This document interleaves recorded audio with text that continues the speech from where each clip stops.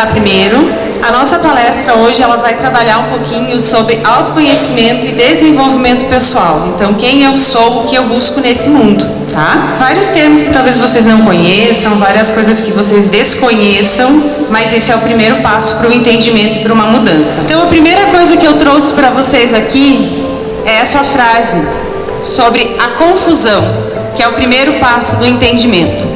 Vocês já perceberam que tudo na nossa vida começa com uma dúvida, com um não entendo, ou um porquê, ou o que será. Então, ao decorrer das horas que a gente vai ficar aqui hoje pela manhã, não se apavorem com confusão, não se apavorem, deixem que esse sentimento venha até vocês, porque é a partir dele que vocês vão desenvolver e vão buscar soluções para os problemas que cada um tem, porque problemas todos temos, né? Então, não se deixem confundir pela confusão. Esse é o primeiro passo para que vocês possam buscar um entendimento das coisas. E aí vem a minha primeira pergunta de hoje. Quem aqui quer mudar alguma coisa no mundo? É muito bacana a gente pensar em mudar o mundo, certo? Mas agora vem uma segunda pergunta.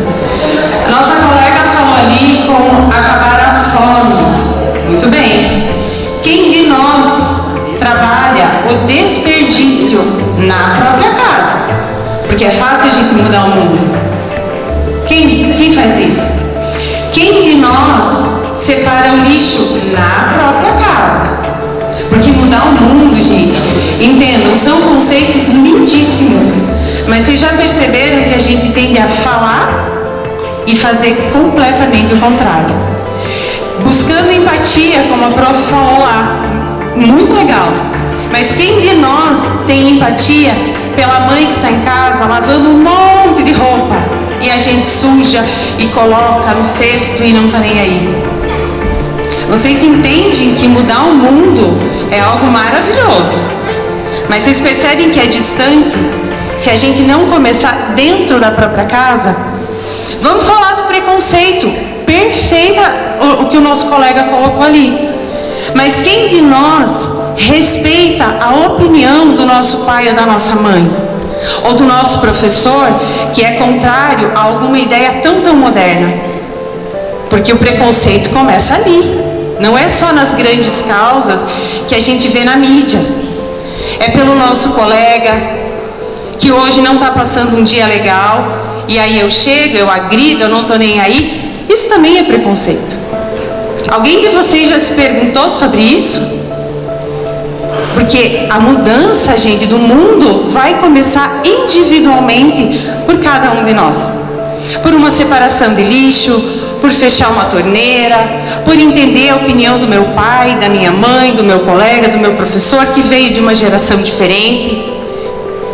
Vocês entendem sobre isso?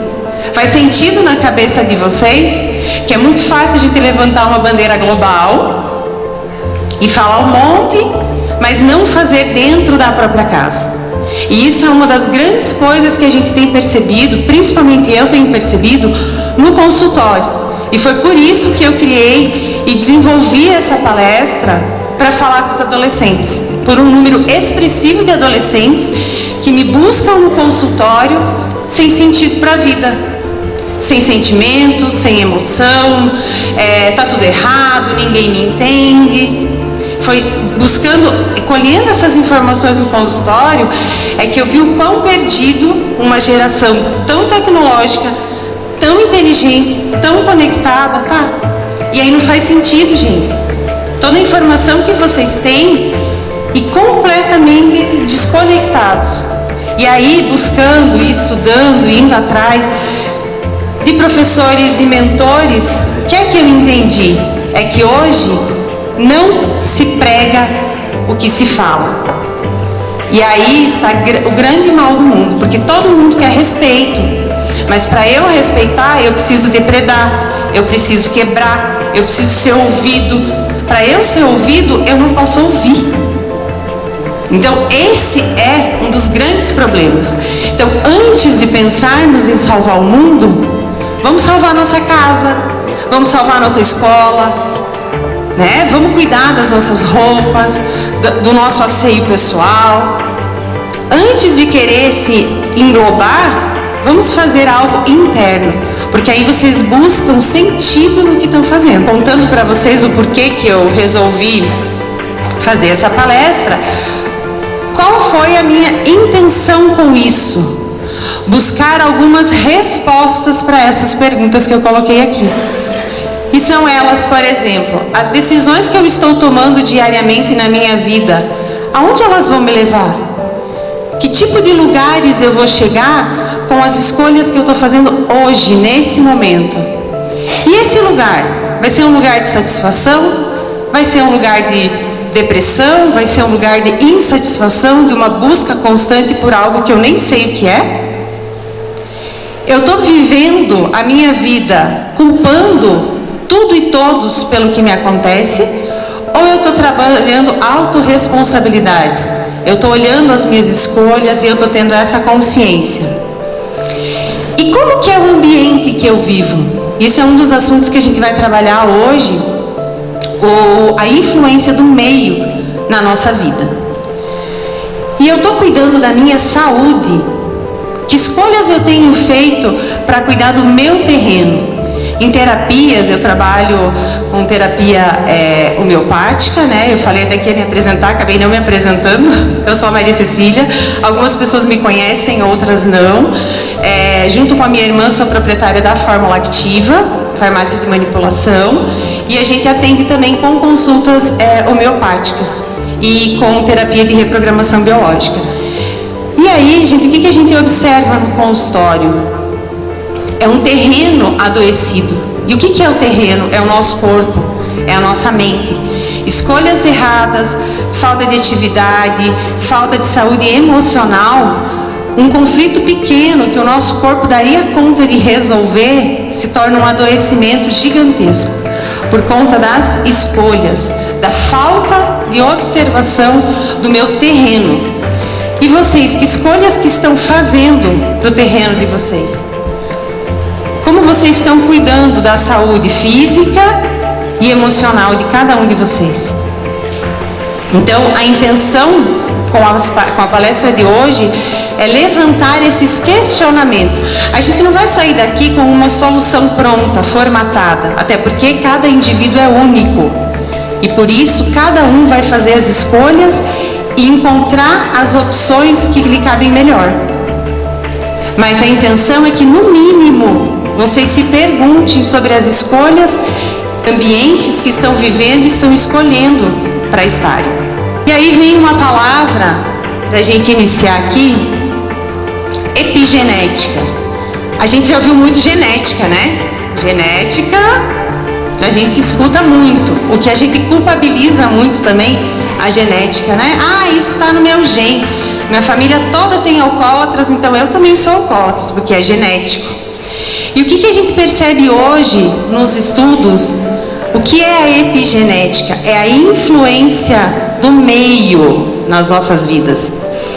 E aí aqui eu trago um apontamento científico, né? Tem o pessoal que gosta muito da ciência, então tá aqui também um apontamento científico sobre isso. Todos aqui, como são do ensino médio, já viram uma célula, né? Então a gente tem uma célula aqui, núcleo celular e a membrana. E alguns estudos hoje estão apontando que o nosso DNA, ele fica aqui, ó, tá? No núcleo da célula.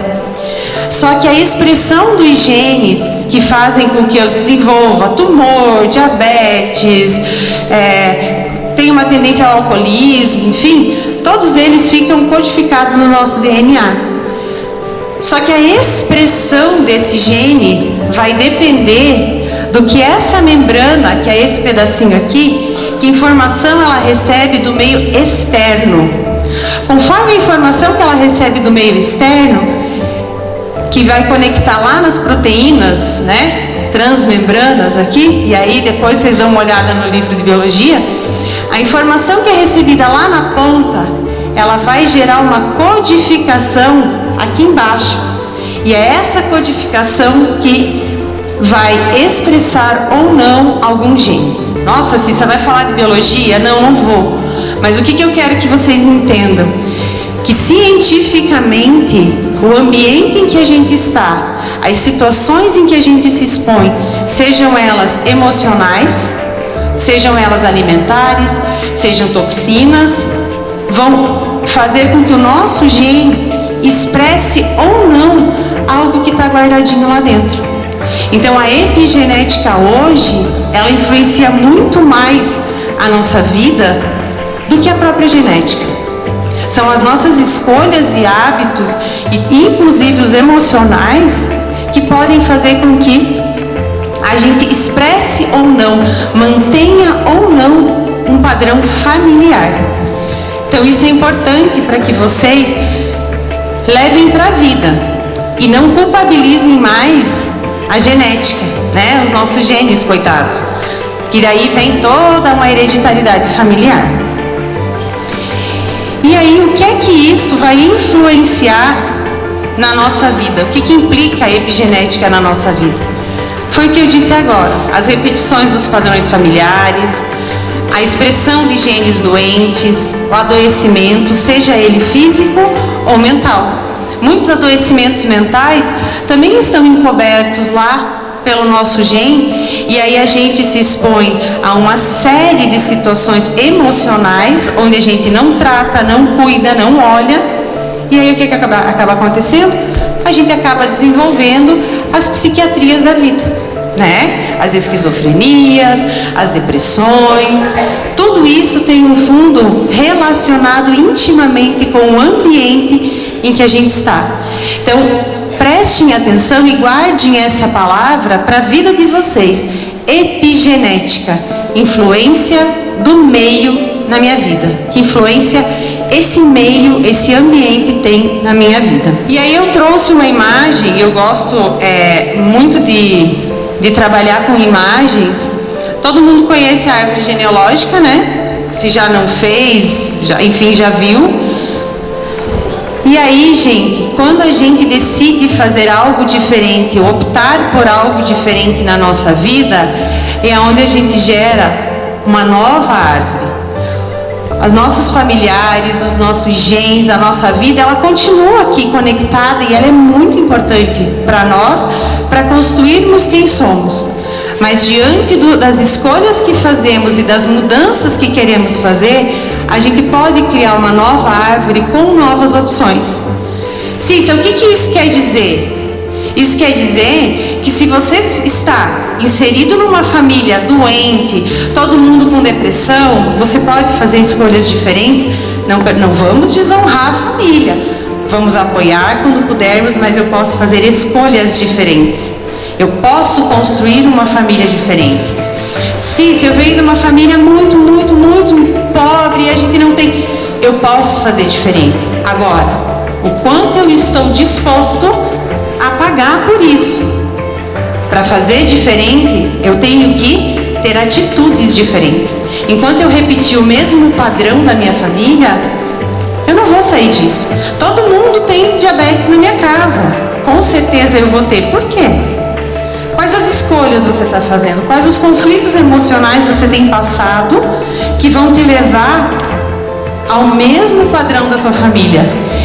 Então, isso é uma imagem importante de a gente ter na nossa vida. Porque nós todos fazemos parte de uma família. Todas com problemas, todas com as suas dificuldades, mas todas com as suas alegrias. Mas todos nós podemos ter mudanças, promover mudanças nas nossas famílias, fazer opções diferentes, buscar soluções diferentes. Mas lembre-se, tem sempre um preço a pagar. Eu vou ter que estudar mais, eu quero ser diferente, eu quero ganhar mais do que meus familiares ganham, por exemplo. Eu vou ter que estudar mais, eu vou ter que me dedicar mais. Não adianta só sonhar, colocar na cabeça, visualizar. A gente escuta hoje muito na internet sobre visualizações, é excelente. No final a gente vai fazer um trabalho de visualização com vocês, mas de nada adianta sem ação. E é o que a primeira pergunta do começo: eu quero mudar o mundo, mas eu não faço nada. Eu vou para a internet, vomito um monte de grosseria, mas não faço nada. estou fechado no meu quarto, não tiro o meu lixo, não lavo uma louça, não cumpro com as tarefas escolares que são de minha obrigação fazer, não cuido da escola que eu estou.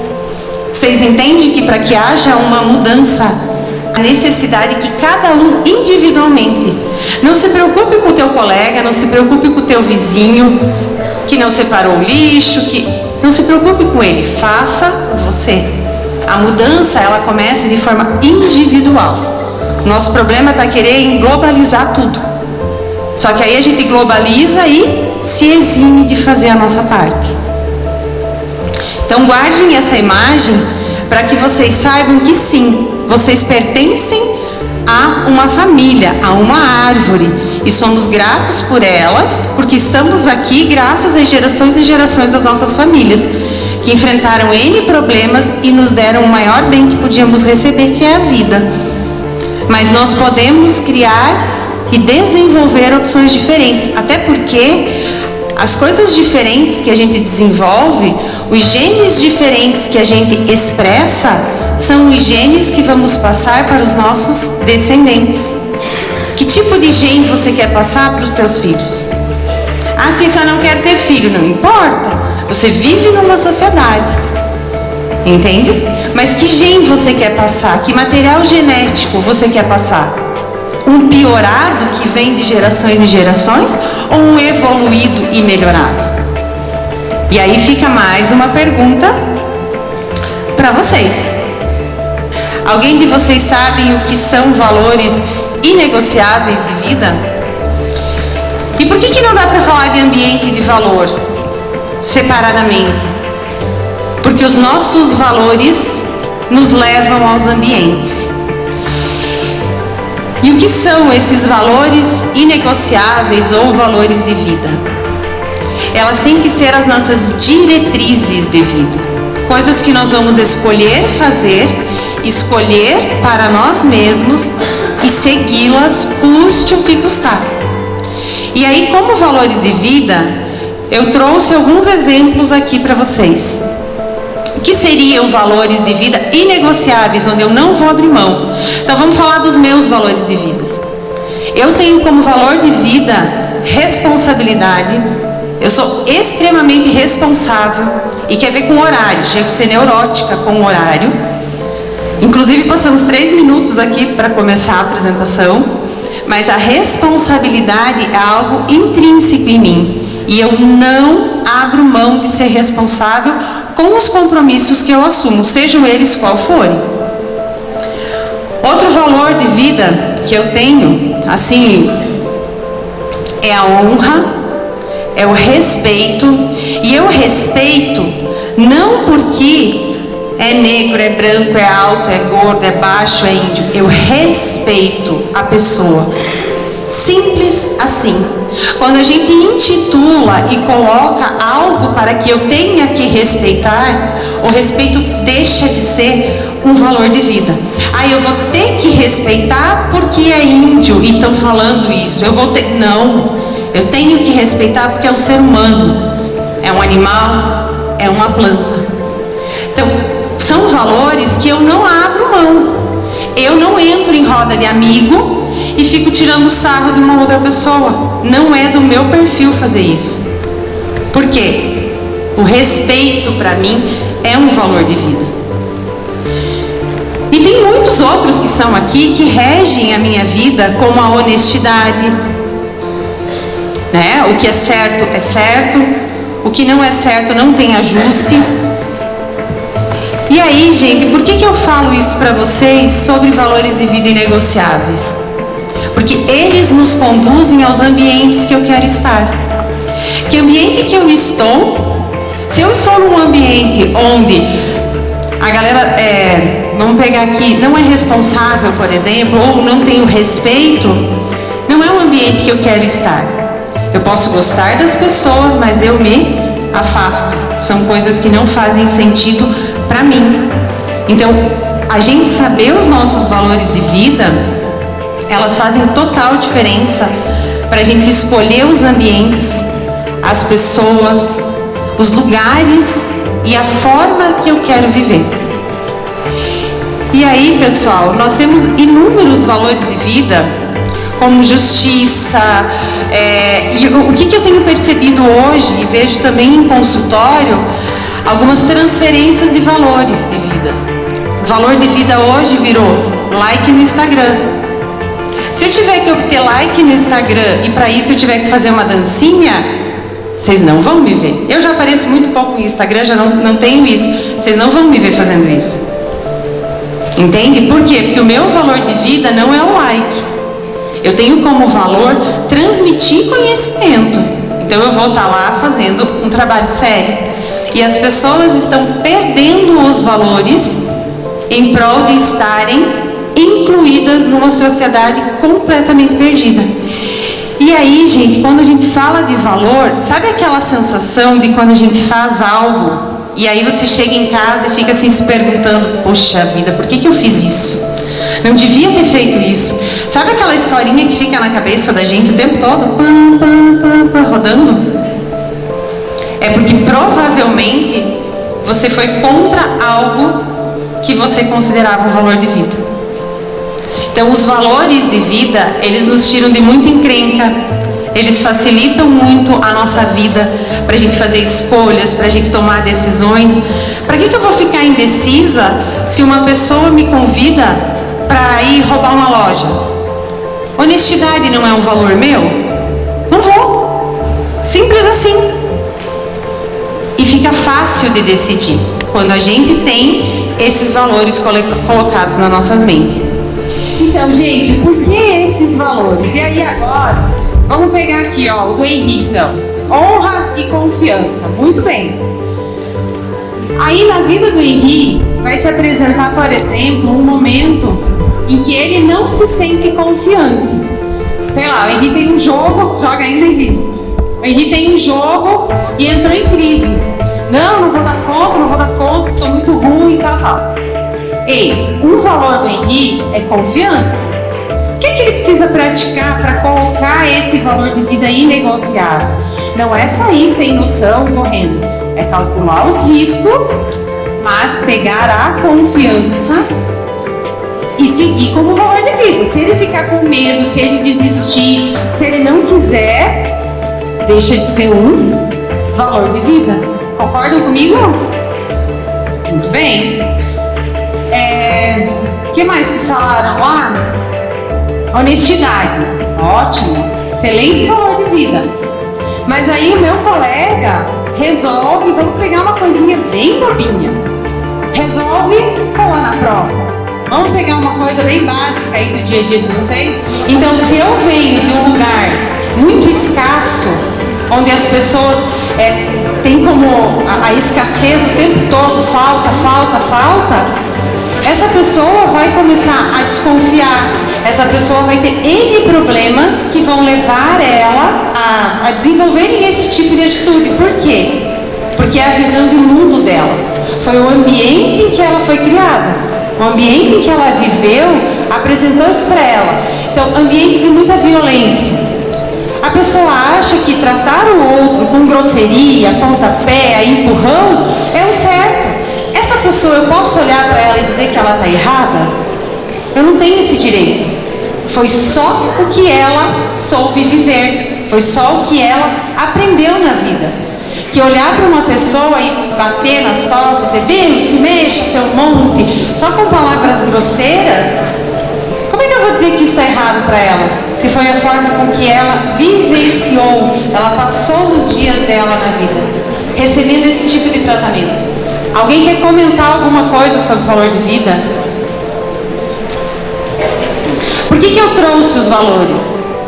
Para que vocês entendam que às vezes é legal a gente querer defender a nossa forma de pensar, colocar os nossos valores, falando, mas na hora em que a gente vai aplicar, a gente é agressivo, a gente não tem empatia, a gente acaba sendo desonesto.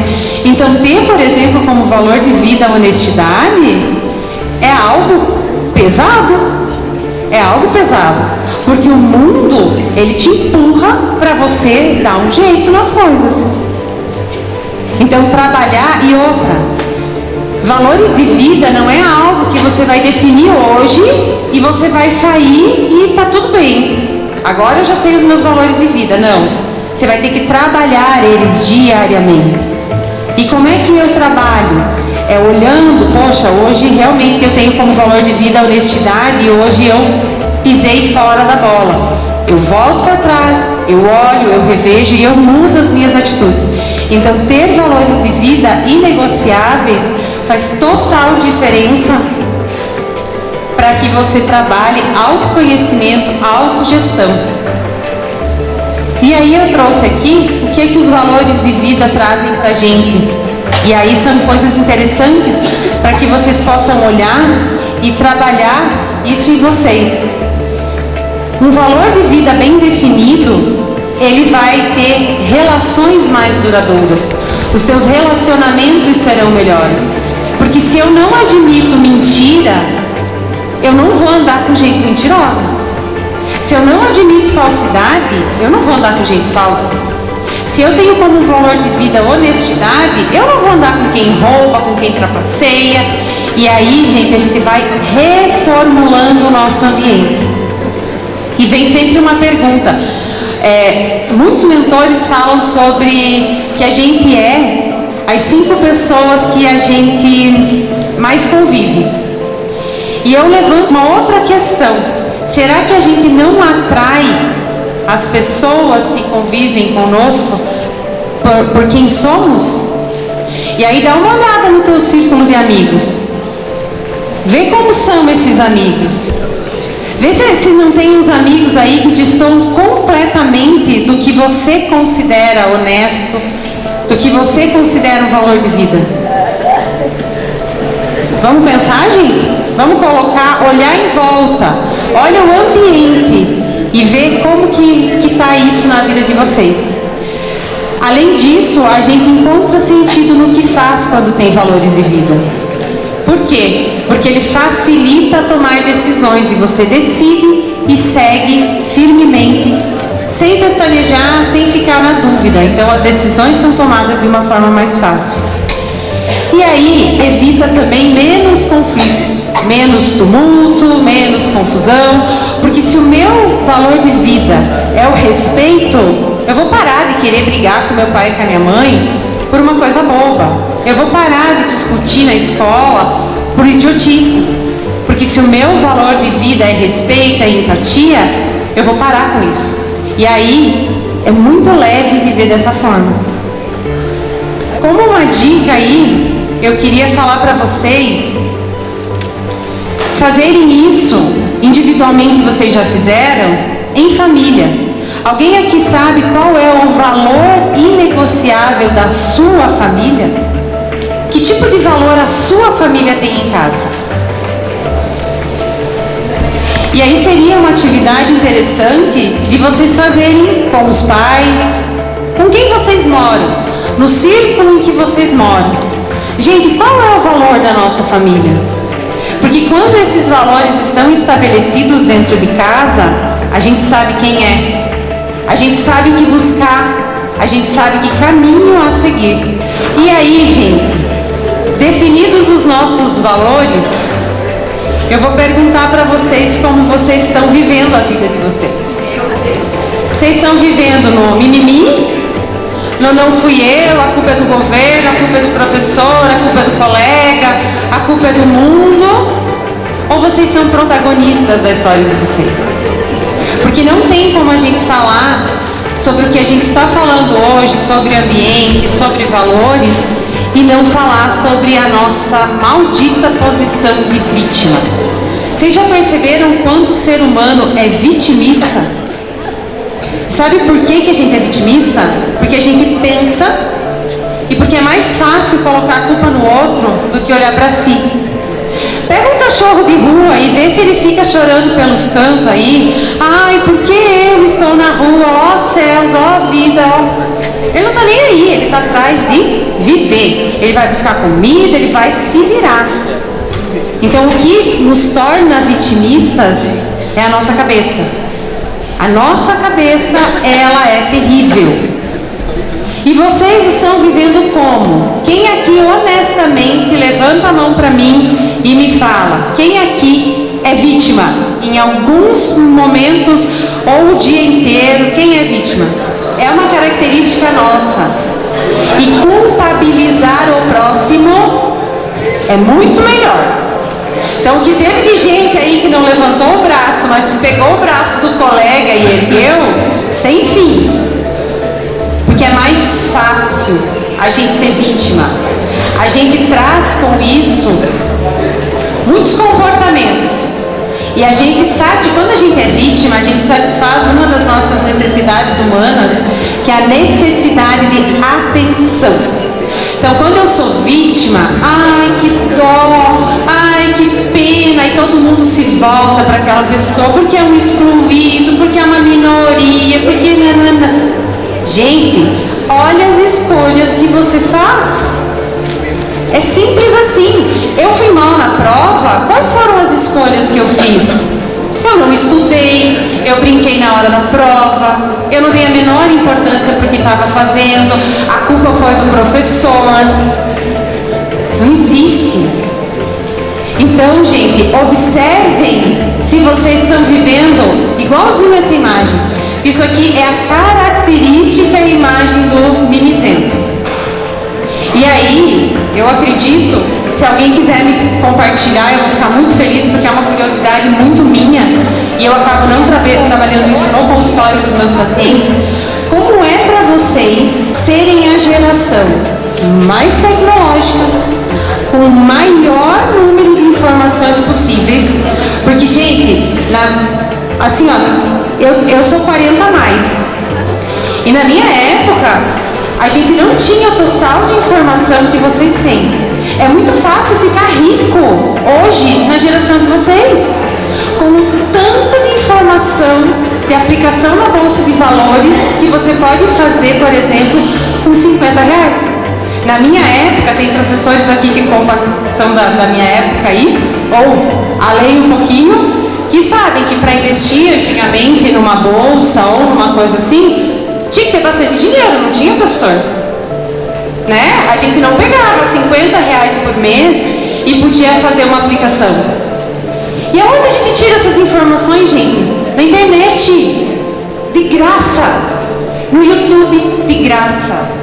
E aí eu pergunto para vocês, como é vocês ouvirem, porque eu tenho certeza que aqui a maioria de vocês já ouviu, que são a geração mais tecnológica, mas porém a geração com mais problemas de saúde emocionais, uma geração que não sabe quem é. Como é para vocês ouvirem isso? Por que é que eu fui para a área de terapia? Porque eu trabalho com farmácia e manipulação. E o que eu via na farmácia? A farmácia vai fazer esse ano 20 anos que eu tenho a farmácia. Pacientes usando medicações fortíssimas, né, como um tramadol, uma codeína, né, vamos puxar aqui os nomes químicos que vocês já devem ter ouvido falar, que são todos derivados da morfina, que é a mais comum, e as pessoas com dor, muita dor, e tomando medicamento, e medicada, e fazendo fisioterapia, e aí foi onde eu pensei, gente, não tá certo isso?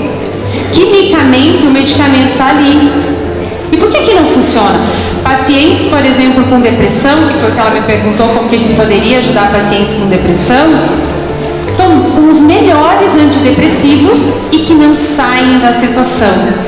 E aí eu fui buscar conhecimento humano. Foi onde eu comecei a fazer primeiro a minha formação, que é em medicina germânica, onde a gente entende o que esse sintoma traz, qual foi o trauma vivido. E aí os pacientes com depressão, o que a gente observa?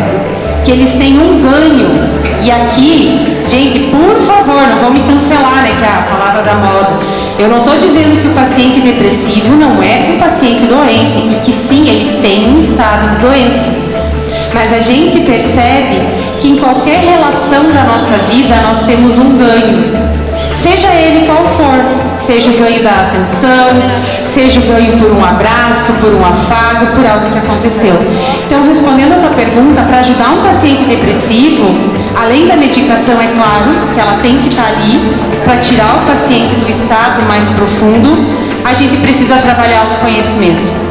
O paciente depressivo, ele traz muito uma característica vitimista, muito profunda.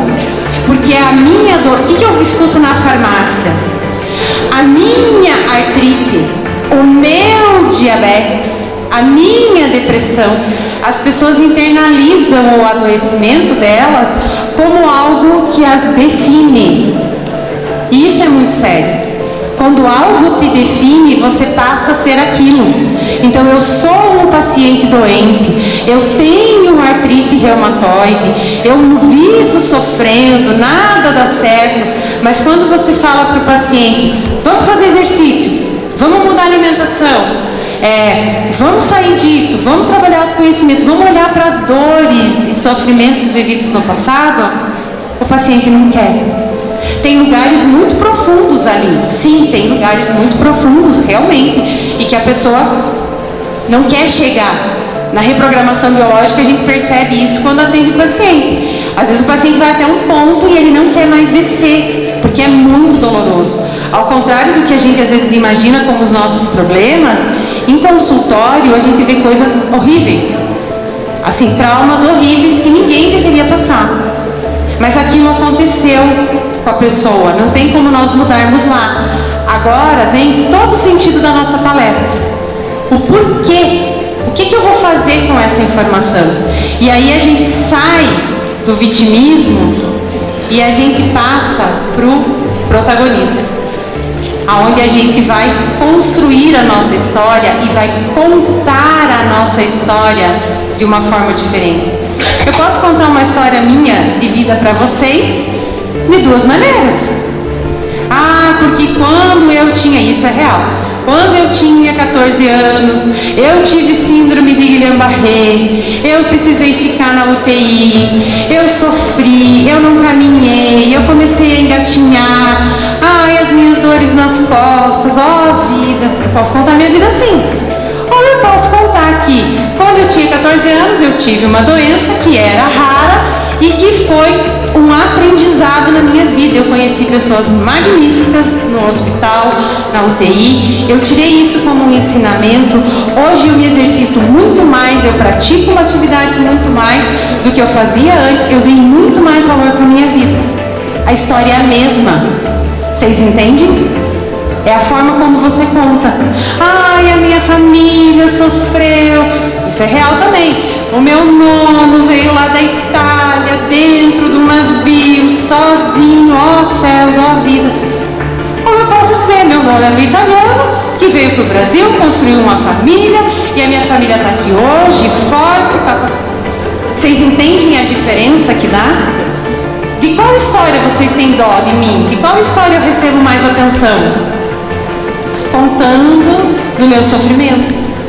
Então, como vocês contam a vida de vocês? Vocês constroem a própria escada? Ou vocês estão no céus, vida? Vocês entendem a diferença que tudo isso faz na nossa vida? E nas nossas escolhas e na forma como as pessoas nos veem? Quem gosta aqui? Levanta a mão aí. Quem gosta aqui de conviver com uma pessoa reclamona? Reclamona ou reclamenta? Quem gosta? Quem gosta de estar ao lado de uma pessoa? Isso não vai dar certo. Não, pare, nem vem do professor essa atividade porque não vai dar certo. Ao lado de quem nós gostamos de estar? Se pergunte isso. Ao lado de quem nós gostamos de estar? Quem de vocês, a maioria mora com os pais, né? Mas não é o meu caso. Às vezes deixa de ir na casa da minha mãe. Cara, minha mãe está reclamando demais, não vou. Quem faz isso às vezes não vai no lugar porque, não vou lá hoje porque a pessoa reclama muito e eu não estou muito boa para ouvir. Quem faz isso? Vocês entendem a conexão com o ambiente, com melhorar a nossa saúde? Vocês entendem toda a conexão de tudo isso que a gente está falando hoje? Então, como vocês estão vivendo a vida de vocês? Como vítimas ou como protagonistas? E aí aqui, eu trouxe uma dica para vocês. Quem está se sentindo muito vítima aí, Pega a dica aqui então. O que faz com que uma vítima impeça essa vítima de sair do vitimismo? São duas coisas. Primeiro, eu não sou bom o suficiente e eu não vou dar conta. Esse é um dos grandes gatilhos de uma vítima. Ah, não vou fazer porque eu não sou bom. Ah, não sei o que porque eu não sei. E aí eu fico naquele sofrimento. Ah, porque a escola não me proporcionou, porque eu não tenho conhecimento, blá, blá, blá, blá, blá, blá, blá. Certo? E o segundo é não ser aceito socialmente. Se eu vier aqui me expor com vocês alunos, com professores, tem professores de caminhada, professores mais jovens do que eu, mas tem mais velhos do que eu, e eu ficar com medo de me expor, eu não vou passar conhecimento. Tudo que eu sei vai ficar guardado para mim e pronto, acabou. Então, ser socialmente aceito hoje é uma das grandes dificuldades e uma das coisas que mais pega para a gente continuar na posição de vítima. Ok, Cissa, já sei então. Ou eu não acho que eu não vou dar conta, ou eu tenho medo de não agradar, de não ser aceito socialmente. Muito bem. O que eu faço com isso? Primeiro ponto. Se eu não acho que eu não vou dar conta, eu vou buscar instrução. Eu vou buscar treinamento, eu vou buscar quem sabe. Eu vou até o fim do mundo para aprender aquilo e saber o que eu estou fazendo. Certo? Então, quem está na situação de vítima e acha que está no vitimismo por conta disso, pega a dica. Busca treinamento. E vamos lá que tem milhões de treinamento gratuito na internet. E tem milhões de oportunidades sendo fornecidas, a gente viu aqui de forma gratuita pelo SESC, enfim. Então eu vou atrás. Ah, Cissa, mas tudo bem, estudei, mas eu tenho medo de não ser aceita socialmente. E aí, gente, vamos parar de controlar o que a gente não controla. E aqui está o nosso universo, tá? Eu fiz um esquema para vocês. Esse aqui é o nosso universo, cheio de coisas acontecendo. Mas o nosso universo, no que a gente pode comandar e depende exclusivamente de nós, é muito pequeno. Quando eu quero focar, o que é que será que aquele último menino lá está pensando de mim? Será que ele está me julgando? Será que os professores estão contentes?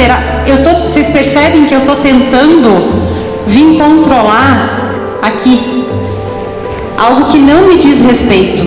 Eu não consigo controlar a opinião e a forma dos outros. Como eu falei antes, tudo está relacionado com a visão de mundo de cada um. Agora, se eu focar na minha zona de controle, o que eu posso controlar colocando aqui a minha palestra de hoje? No meu conhecimento, no que eu estudei, na minha vivência de consultório, na minha vivência de 20 anos de farmácia. Isso eu posso controlar. Então eu posso vir aqui e saber o que eu estou fazendo, me preparei para estar aqui, estudei, preparei material. Isso eu controlo.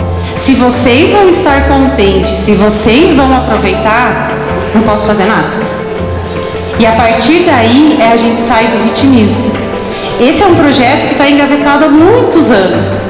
Por quê? Por medo de me expor, por medo de sair, de falar, de ser julgada, de não gostarem. Eu não vou agradar 100%. E aí quando eu entendi que eu não posso controlar fora do meu universo, as coisas ficam muito mais fáceis. E aí, gente, eu trouxe essa imagem para que vocês possam contar a história da vida de vocês de forma diferente. Eu sei que se eu liberar o microfone aqui e for pedir para quem quiser vir contar a sua história, os problemas que passou, os seus infortúnios, vai ter um monte de gente que vai vir aqui e vai contar muitas coisas tristes, muito tristes, muito tristes, que a gente não consegue nem nominar ou mensurar o sofrimento que essa pessoa passou. Mas o que é que vai diferenciar a vida dela é como ela vai escrever essa história, como ela vai contar essa história para os outros. Então, a dica que eu falo para vocês e o que eu gostaria que vocês levassem, isso aqui é uma máquina de escrever, para quem não conhece, bem antigo, mas reescrevam a história de vocês. olhem para a vida, olhem para o ambiente, olhem para as escolhas que vocês têm feito e contem a história de vocês diferentes. Isso não quer dizer que eu vou inventar, que eu vou viver num mundo que eu não vivo, que eu não tenho onde morar, mas eu vou contar que eu moro num palácio. Não, seja verdadeiro, mas conte a tua história e carregue contigo uma frase importantíssima: não aconteceu comigo, aconteceu para mim. Quando você muda isso, você fala, pegando a minha história, aconteceu comigo, a síndrome, não, aconteceu para mim, para que eu desse valor à vida. Eu estava entrando na adolescência, entrando nos 15 anos, para que eu desse valor para o meu corpo. Isso não quer dizer que às vezes a gente não derrape, né? Não vem aí, porque, pasmem, somos só seres humanos. Mas o consciente me busca uma coisa que aconteceu para mim no passado. Então peguem as coisas que aconteceram para cada um de vocês e façam escolhas diferentes com elas. Entenda o que aconteceu, extraia algo daquilo e siga a tua vida de uma forma diferente. Tudo bem? E aí, quem me conhece sabe que eu sou muito de imagens. Eu queria mostrar para vocês que foi o caminho inicial que eu mandei vocês, que eu pedi para que vocês pensassem na vida de vocês. Cada um de vocês está aqui. Cada um de vocês tem um objetivo, tem um lugar onde quer chegar, seja ele qual for as suas pretensões de vida. E a nossa doce ilusão, achar que a nossa vida é uma linha reta. Hoje eu estou na escola, depois eu vou fazer a faculdade, e eu vou arrumar um bom emprego, eu vou ganhar 30 mil por mês, eu vou poder viajar todo ano, não. Reta, como se nada acontecesse. E isso é uma ilusão, assim, que a gente tem, e faz parte do nosso crescimento na nossa adolescência, achar que as coisas são muito fáceis. E isso tem um informe científico por conta do nosso cérebro, que amadurece após os 21 anos. É quando ele vai ter uma compreensão maior das coisas. Mas por que eu estou trazendo essa informação para os adolescentes que ainda não estão com o cérebro formado? Porque vocês captam informações. E essas coisas hoje podem não fazer o menor sentido. Mas com 20, 25, isso vai dizer, cara, teve uma mulher lá uma vez que falou um negócio assim e que hoje eu estou entendendo por quê. Então absorvam isso. E apesar de termos essa grande ilusão na nossa vida, que tudo se resolve numa linha reta, hoje eu estou aqui e amanhã eu já vou sair ganhando 30 mil por mês, 40 mil por mês, viajando para fora do país, todo mês, a nossa vida ela se apresenta dessa forma. Com altos e baixos, ganhos e perdas. E o que é que faz a diferença? É saber avançar. Se a gente olhar no desenho aqui, imediatamente as primeiras mudanças, a gente sempre sente uma melhora. Mas depois parece que não deu nada. Cai tudo por terra. E aonde é que está a diferença? Em não desistir. Vão ter momentos na vida que você avança muito, mas depois você regride. E aí você junta a força de novo e vai para frente. Então, o que eu trago para vocês com essa imagem é que vocês entendam que parece um absurdo, mas o prazer da vida está no caminho. Hoje o imediatismo, as coisas estão muito rápidas, né? Muito rápidas. Eu atendo muita criança, adoro atender criança, então eu trabalho muito com lúdico com eles no consultório. E eu falo para eles assim, hoje vocês têm o desenho que vocês querem, a hora que vocês querem, 1000 episódios, 24 horas por dia. Eu gostava de assistir um desenho que só tinha na terça-feira de manhã. E eu estudava terça de manhã. Então, quando é que eu assistia? Só nas férias.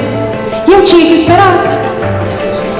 Então, saber retroceder, aguardar e avançar é uma tarefa para vocês dessa geração completamente diferente. Mas aonde é que vai estar a diferença de quem resolver adotar isso para a vida de vocês? na saúde emocional, na saúde física, no prazer na vida, que é o que eu vejo no consultório, um desprazer, nem sei se existe essa palavra, mas um desprazer em viver dos adolescentes. Por quê? Porque tudo é no agora. Então, eu tenho que sair da faculdade, eu tenho que ganhar 20 mil por mês, porque eu não consigo me manter. Eu tenho, é hoje, eu preciso comprar o iPhone, sei lá em que número que está, 16, 17. Eu preciso. E quem vai sobreviver aos próximos anos é quem vai saber andar um passo de cada vez. É quem vai cultivar a saúde emocional. Tá tudo certo, gente? Tá me entendendo? Isso vai fazer diferença. Isso vai tornar a massa, quem fizer isso vai se destacar. Muito. Vai ter prazer em viver, em passar os dias, em aproveitar. Por quê? Porque o nosso caminho, ele é tortuoso. Eu sempre uso como um exemplo aqui a questão de que na nossa vida nós temos mais erros do que acertos. Quando eu fiz a palestra, geralmente a gente fala em futebol, né? E o pessoal liga mais no futebol. Mas se você pega um clube, o que mais ele teve na trajetória dele? Derrotas. Para ele conseguir o prêmio final, eles não têm todo ano o mesmo clube tem o mesmo troféu. Porque aí não faz sentido, né? Todo mundo vai ganhar o troféu. O que ele teve mais durante a jornada, independente do clube que for, mais derrotas do que ganhos. E o futebol e o clube de futebol traz muito isso pra gente. Qualquer atleta traz muito isso pra gente. Por melhor que seja a trajetória dele, ele sempre vai ter mais derrotas do que acertos. Tem um mentor que eu sigo e faço muito curso com ele, e ele fala assim: ninguém tem em casa uma prateleira, me desculpem a palavra, mas com as cagadas que fez na vida. Todo mundo tem na prateleira o troféu. Ninguém vai lá colocar todas as perdas. Isso aqui foi quando eu não me ferrei aqui. Isso aqui foi quando eu fechei um negócio errado. Não, só está lá o status. Mas a caminhada, ela é muito pior. Então guardem a imagem para a vida de vocês. Que a nossa vida, ela tem muito mais erros do que os acertos. E aí, como eu sou das imagens, trouxe para vocês em que posição que eu tô. A gente tem a escolha de ficar amarrado, se vitimizando, chorando e fazendo que nada pode, ou a gente pode subir a escada com a primeira resistência, não vou fazer, talvez eu possa fazer. Poxa, agora eu já quero fazer. Aí quando eu digo eu quero, eu busco coisas diferentes para conseguir. Como que eu vou fazer isso? Agora eu já quero fazer, como é que eu vou fazer?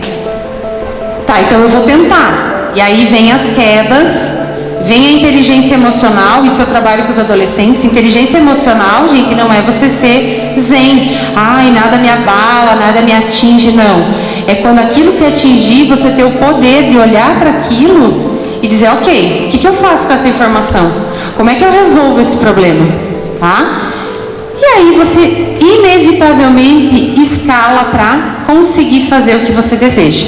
E aí eu trouxe uma frase que é de um livro que eu gosto bastante, que é a Biologia da Crença. Quem tiver a oportunidade de ler, é muito bom. Bruce Lipton, ele é um PhD de biologia celular. Então ele trouxe muito essa questão da epigenética, ele trabalha muito no livro dele. E aí ele tem uma frase, eu vou ler para vocês e depois eu explico ela.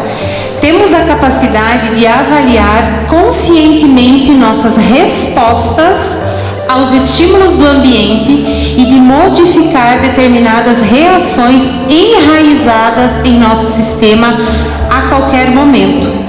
Basta, para isso, manipular a poderosa mente subconsciente. Cissa, linda essa frase, mas não entendi nada. Isso quer dizer que não importa o que aconteça conosco no ambiente, se nós soubermos manipular a nossa cabeça, olhar para nós nós conseguimos mudar as nossas respostas. E aí entra a questão da hereditariedade. Eu não preciso ser um alcoólatra porque a minha família inteira é alcoólatra.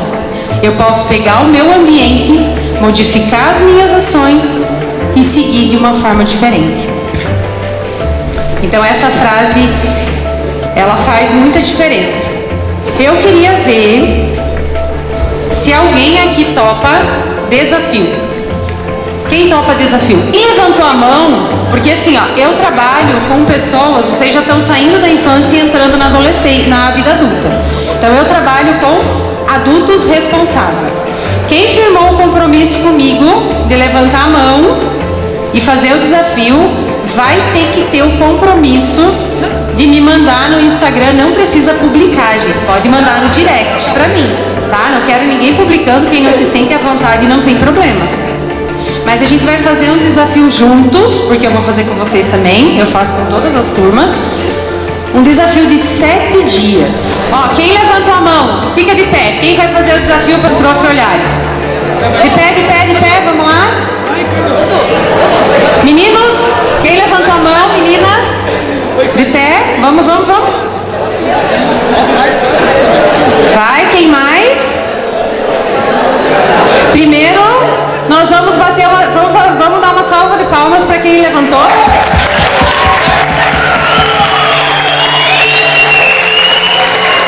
Ó, jovens de diferença. Jovens de diferença, porque toparam um desafio sem saber qual é. Então, ou seja, a palestra já entrou um pouco aí nos conceitos. Muito bem. Desafio de 7 dias. Primeira tarefa. Não pode reclamar. Nada. Nada, nada, nada. Sem reclamação. Ah, choveu. Ah, tá frio. Nada. Não pode reclamar de nada. Não pode reclamar em casa. Não pode reclamar com a namorada. Não pode reclamar. Combinado? Entendido a primeira regra, pessoal que vai fazer o desafio? Entendido? 7 dias sem reclamar de nada. Segundo, não controlar as pessoas. Ou seja, vou pegar meu marido em casa, né? Que é mais prático. Meu marido resolveu que, sei lá, que ele quer fazer alguma coisa e eu não quero. Eu não vou ficar naquela discutição com a pessoa. A pessoa vai fazer o que ela quer, da forma com que ela desejar. Eu não vou controlar. Por quê? Isso é um treino, gente. Preste atenção, é um treino para a gente aprender a viver no nosso mundo. Então, por exemplo, sei lá, meu marido colocou uma blusa verde. Eu acho que ele fica ridículo de verde. Cara, você fica ridículo com essa blusa verde. Não posso fazer isso, acabou. Não posso. Ele vai sair, é o mundo dele, a opinião dele. Entendido a segunda regra? Não controlar as pessoas. Vamos trabalhar a nossa zona de controle. E como que eu vou fazer isso? Eu vou perguntar o que nessa situação depende de mim. O que depender de mim, eu tenho que fazer. O que depender dos outros, é cada um por si. Vamos pegar o exemplo da prof que vai dar um teste aí, surpresa pra galera. A gente pode controlar o que a prof vai fazer? Não, não pode. O que depende de mim? Ou estudar ou me ferrar, porque não prestei atenção nunca na aula e vou me ferrar. Isso é minha e ainda não posso reclamar. Combinado? E a terceira coisa que eu quero que vocês façam, e aí se vocês puderem escrever isso diariamente fica melhor, é um agradecimento, no mínimo, né? Um agradecimento diário. Agradece por acordar, agradece por comer, agradece por viver, agradecer. Entendido? Quem vai fazer o desafio? Meninos? Entendido? Pessoal do fundão que vai fazer? Parece uma bobeira, gente, mas assim, ó, se vocês levarem isso, os 7 dias pode ser desafiador, mas lembrem que autoconhecimento é algo para fazer todos os dias. Então, os professores que quiserem cobrar, depois manda para mim nas redes sociais, as pedagogas têm o contato. Eu ia ficar bem feliz de ver quem assumiu o compromisso aqui comigo e que levantou aí bandeira de honestidade, respeito, um monte de coisa aí. tem um compromisso comigo, tá? Então eu vou deixar aqui os arrobas para vocês mandarem. Pode ser no da farmácia ou pode ser no da bioclínica, que são os arrobas que eu respondo mais rapidamente, tá? Manda lá, ó, Cissa, tô fazendo, Cissa, tô com essa dificuldade, pede ajuda, eu tô sempre conectada por ali e eu sempre respondo vocês. Pode ser que não seja imediatamente, mas eu sempre respondo. Muito bem?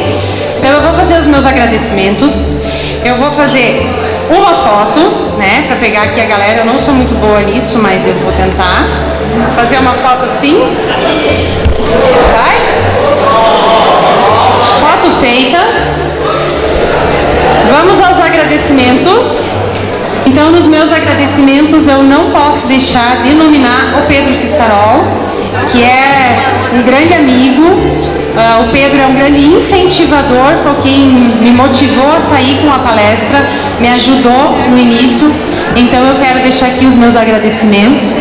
Deixar também agradecimentos ao departamento, tanto de cultura quanto de educação do município, por cederem um espaço, por proporcionarem que a gente pudesse fazer isso com o maior número de alunos possíveis. Então hoje a gente vai ter às 1h30 da tarde e às 19 horas. Se alguém quiser vir de novo, se alguém quiser trazer outra pessoa que não pode vir, quer trazer pai, quer trazer mãe, pode vir, gente. À noite a turma é um pouco menor. Então, se vocês quiserem vir, espaço não vai faltar, tá? Quem se sentir impelido a vir, trazer, enfim, pode trazer familiar sem problema nenhum. A direção e ao todo o corpo docente de cada escola que está aqui. Então, a gente tem o pessoal do CAIC, o pessoal do Monsenhor. Muito grato aos professores, levem a direção, né? O meu muito obrigado. As pedagogas que tiveram comigo ali no grupo também, por vocês se disporem. Vou deixar um agradecimento ao Peterson Loba e o Marquinhos, porque foi quem me ajudou a conseguir o transporte para o pessoal do CAIC. Eles iam transportar todos os outros alunos que fossem necessários, mas em especial a vocês.